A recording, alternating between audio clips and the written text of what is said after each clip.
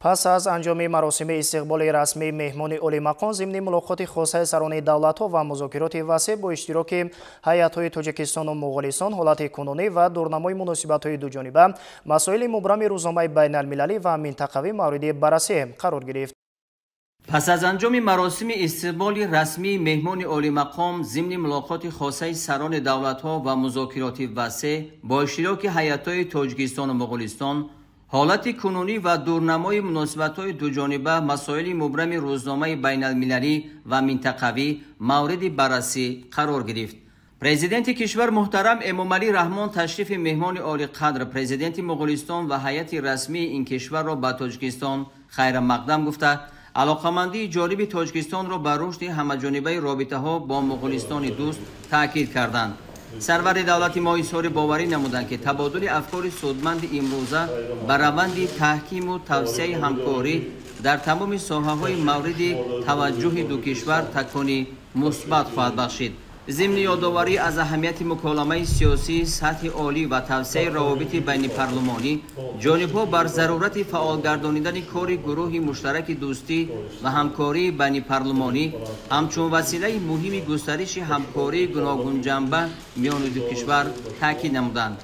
با مقصد توسعه منبع مجموعه همکاری تجارتی و اقتصادی، جانب تاجیکستان تهیه و قبول برنامه همکاری‌ها و راهکار صاحبی عمل‌های مشترک را عاید به افزایش گردش مال برای سال‌های نزدیک پیشنهاد کرد. همزمان تأسیس شورای صاحبکاری تاجیکستان و مغولستان به مقصد موافق دانسته شد. در این ضمن برگزاری منتظم همایش‌های دایره‌های صاحبکاری و نمایشگاه‌های مال و محصولات دو کشور مهم دانسته شد. همایش اولین دایره‌های صاحبکاری و تجارتی جانب‌ها که امروز در دوشنبه برگزار می‌گردد، اقدام مهم در این سمت ارزیابی گردید. مسائل رشد همکاری در ساحه کشاورزی از جمله در بخش چاره‌داری مورد توجه خاص قرار داشتند. ساحه‌های صنعت کارکرد به خصوص صنعت سبک و خوراکباری، همچنین استخراج و کارکرد معدن‌های کوهی از سمت‌های آینده‌دار همکاری میان دو دولت معنی داد گردید. مسئله پیشبرد روزنامه سبز و تطبیق هدف‌های رشد استوار مورد نظر دو جانب قرار داشت. سمت دیگری افضلیت همکاری ساحه سیاحی نامیده شد.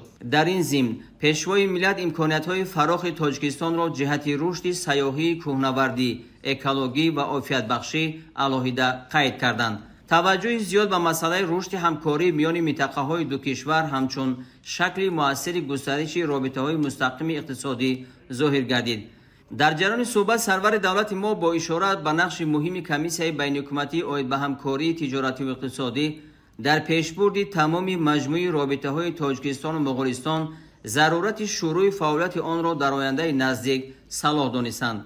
به مسائل وابسته به گسترش رابطه‌های فرهنگی و گومانیتری توجه خاص ظاهر گردید. برگزاری روزهای فرهنگ مغولستان در تاجیکستان قدم اول مهم در این سمت ارزیابی شد. طرف‌ها همچنین از توسعه رابطه‌ها در بخش‌های علم، معارف، وسایط اخبار عامه، آثارخانه‌ها، سیاست جوانان و ورزش جانبداری نمودند. همزمان در رابطه به مسائل مبرم روزنامه جهانی و منطقوی تبادل افکار انجام یافته. جانب‌ها از ادامه همکاری سازنده دو دولت در این جهت در دایره نهادهای بسیار جانبه به خصوص سازمان ملل متحد و مؤسسه‌های مخصوص آن جانبداری نمودند.